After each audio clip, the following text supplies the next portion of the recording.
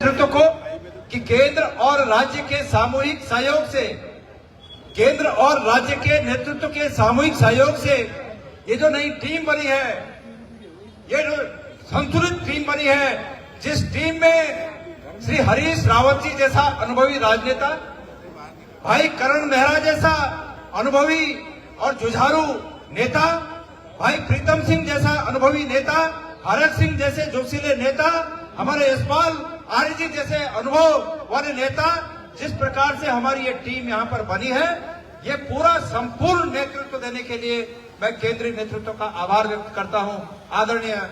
राहुल जी का आभार व्यक्त करता हूँ, आदरणीय खड़गे जी का आभार व्यक्त करता हूँ, आदरणीय हमारी जो यहाँ प्रभारी हैं शैलजा जी, उनका आभार व्यक्त करता हूँ और सप्पल साहब का आभार व्यक्त करता हूँ। आदरणीय हमारे दोनों जो सचिव हैं उनका मैं आभार व्यक्त करता हूँ। मेरे साथियों, ये तो सत्य है कि समय अधिक हो गया, लेकिन इस मौके पर मन की बातें ना की जाए तो ये माहौल और ये जो कार्यक्रम है ये अधूरा रहेगा। मैं सबसे पहले जो बहादुरी पिछले 3.5 साल में हमारे अध्यक्ष श्री करण मेहरा जी ने दिखाई, मैं इसके लिए उनका अभिनंदन करना चाहता हूं। भाई करण, थोड़ा आगे आए आप सब जानते हैं यही मंच था और चुनाव जब हम लोग इस प्रदेश में हम 19-20 सीटों पर रह गए, जब 2022 की बात है, तो बदलाव तो स्वाभाविक प्रक्रिया है, बदलाव हुआ, लेकिन माहौल ऐसा था कि माहौल हारने के बाद, एक सेना का हारने के बाद आप समझ सकते हैं कि क्या माहौल था। और उस माहौल में भाई करण मेहरा जी ने जिस बहादुरी से ये कार्यक्रम संभाला, ये पदभार संभाला और आज उस मायूसी के माहौल को आज जो इस जोशीले माहौल में बदल दिया, ये अगर श्रेय जाता है तो हमारे इस जुझारू नेता को जाता है, इस आदरणीय साथी को जाता है। और मैं आज इस पद पर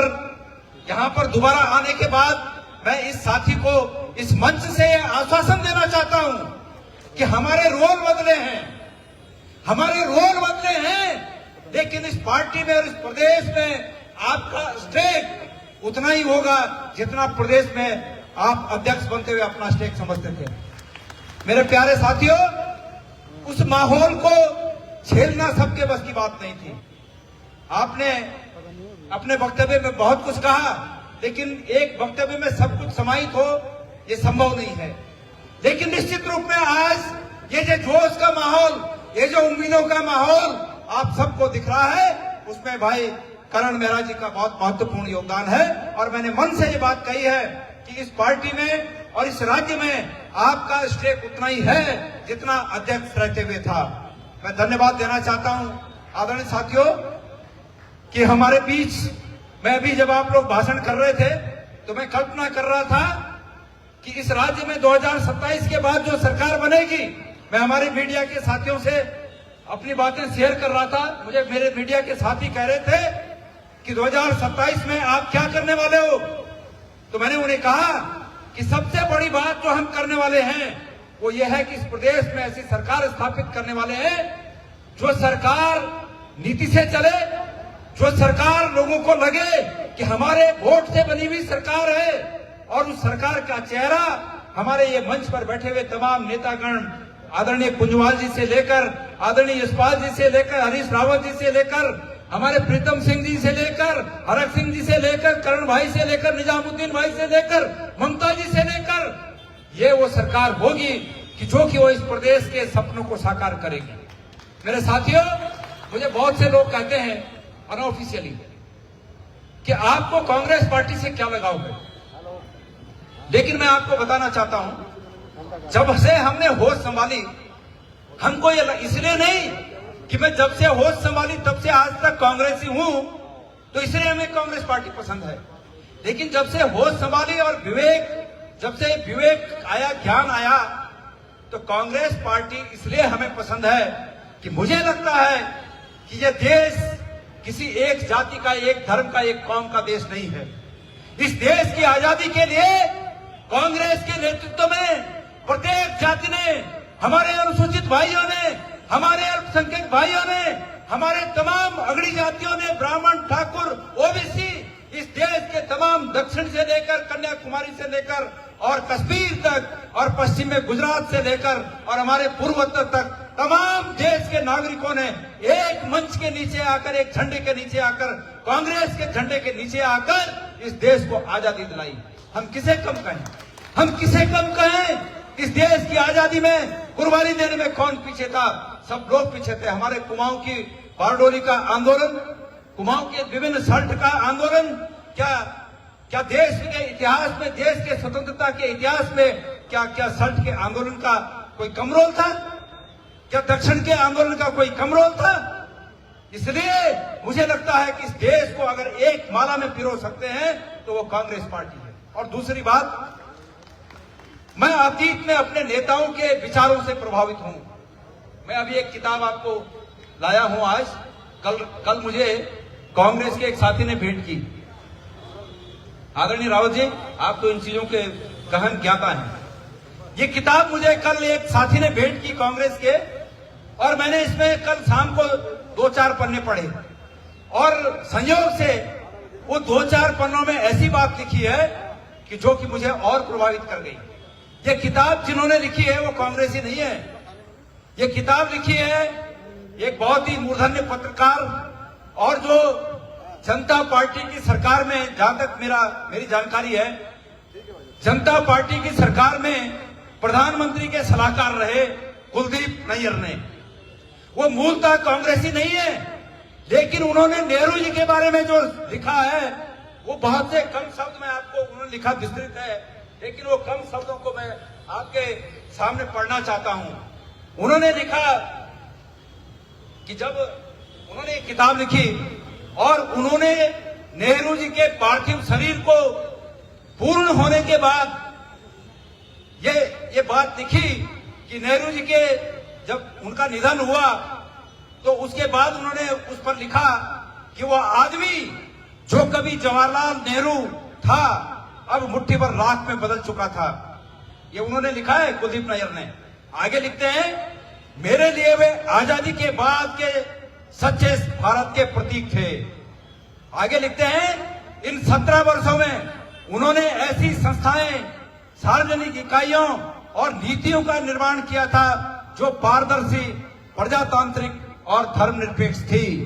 सबसे बढ़कर उन्होंने राष्ट्र को एक ऐसा संविधान देने में महत्वपूर्ण भूमिका निभाई थी जिसमें हर व्यक्ति के मूलभूत अधिकारों का विशेष ध्यान रखा गया था। ये शब्द थे, और वो उस व्यक्ति के थे जो व्यक्ति कांग्रेसी नहीं था, लेकिन उस व्यक्ति को ये लगा कि चाहे मैं किसी विपरीत विचारधारा का हूं, लेकिन भारत माता का एक सपूत होने के नाते ये मेरा कर्तव्य बनता है कि मैं अतीत से लेकर अब तक की गई सच्चाई की अनुभूति को किताबों में अंकित करूं, अपने लेखों में अंकित करूं। ये तब जाके, इसलिए हम इस पार्टी के अनुयायी हैं और हम संकल्प लेते हैं कि हम इस पार्टी के जिस तरह से हम इस पार्टी के विचारों से प्रेरित होकर आज ये मौके पर मैं यहाँ पर खड़ा हूं, मैं आप सबको, इस प्रदेश की जनता को ये आश्वासन देना चाहता हूं कि इन विचारों के द्वारा हम यहाँ पर 2027 में जिस सरकार की मैं बात कर रहा था, उस सरकार की स्थापना करके इन मंत्रों के द्वारा, जो मंत्र इन किताबों में लिखे हुए हैं, उन मंत्रों के द्वारा आपके जीवन को खुशहाल बनाने का काम करेंगे। मेरे प्यारे साथियों, आज हमारे नीति नियंताओं ने, संविधान निर्माताओं ने, बाबा साहेब आम्बेडकर ने, जिनका नाम हम बहुत ही श्रद्धा से लेते हैं, जब संविधान की रचना की तब कभी ये नहीं सोचा होगा कि कभी देश में एक ऐसी भी सरकार आएगी जो अपने राजनीतिक हितों के लिए तमाम नियमों को, संवैधानिक संस्थाओं को तार कर देगी। कभी ऐसा सोचा नहीं होगा। अगर वो इस बात का अंदेशा होता, उन्हें उस समय इस बात का अंदेशा होता तो उसके लिए भी वो प्रावधान करके जाते, लेकिन उस समय ऐसा था, भलमानुसी का जमाना था, ऐसा समय था कि किसी को इस बात का आभास नहीं था कि ऐसी सरकारें आएंगी जो लोगों के वोट खरीद कर सरकारें बनाएंगी। अभी हमारे साथी रणजीत रावत जी हमें हिदायत दे गए कि भाई बिहार का चुनाव देख लो, आदरणीय रावत जी ने भी बिहार के चुनाव की चर्चा की, लेकिन बिहार के चुनाव की कुंजी क्या है? बिहार के चुनाव की कुंजी यह है कि आचार संहिता लगने के बाद बिहार के तमाम 75 लाख 80 लाख बहनों को चुनाव के समय 10-10 हजार रुपए दिया जाता है। और मुझे इस बात की कोई मतलब शक नहीं, मेरा विश्वास है कि जब यहां चुनाव आएगा तो ये सरकार तब यही बदमाशी यहां भी करेगी। पर मैं इस सरकार से कहना चाहता हूं, धामी सरकार से कहना चाहता हूं कि धामी जी, अगर आप महिलाओं के प्रति इतने ही सहिष्णुता रखते हैं तो महिलाओं को एक बार चुनाव में 10,000 रुपए 20,000 नहीं, प्रत्येक महीने आप 10,000 दीजिए, तब हम मानेंगे कि भाई आप महिलाओं के हितैषी हैं। और मैं एक चीज कहना चाहता हूं, मैं मेरी बहनों से इस मंच से मैं मेरी बहनों को यहां से मैं मेरी बहनों को संबोधित करना चाहता हूं, प्रदेश की हमारी माताओं को संबोधित करना चाहता हूं। हम सब आपकी लड़ाई इस रूप में लड़ रहे हैं कि सिर्फ इलेक्शन के टाइम, चुनाव के टाइम किसी को ठगने की आवश्यकता नहीं है। अगर वाकई सरकार आपकी हितैषी है तो सरकार अभी से आपका भला करे, और हम आपको आश्वासन देते हैं। मेरा मानना है, मैं मांग करता हूं कि तत्काल 2 महीने के अंदर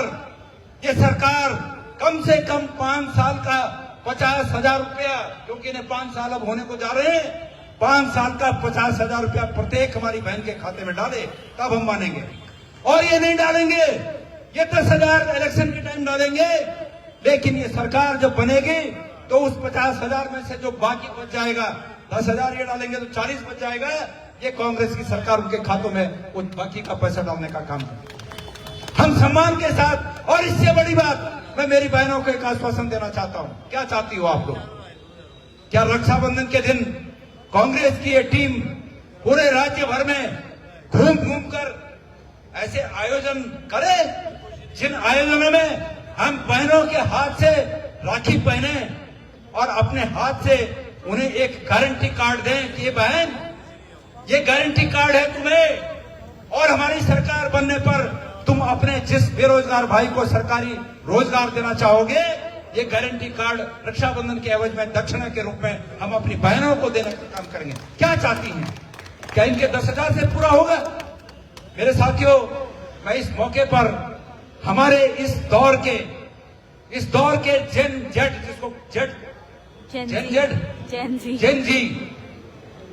जेन जी, मैं उनकी तरफ भी मुखातिब होना चाहता हूं। जेन जी,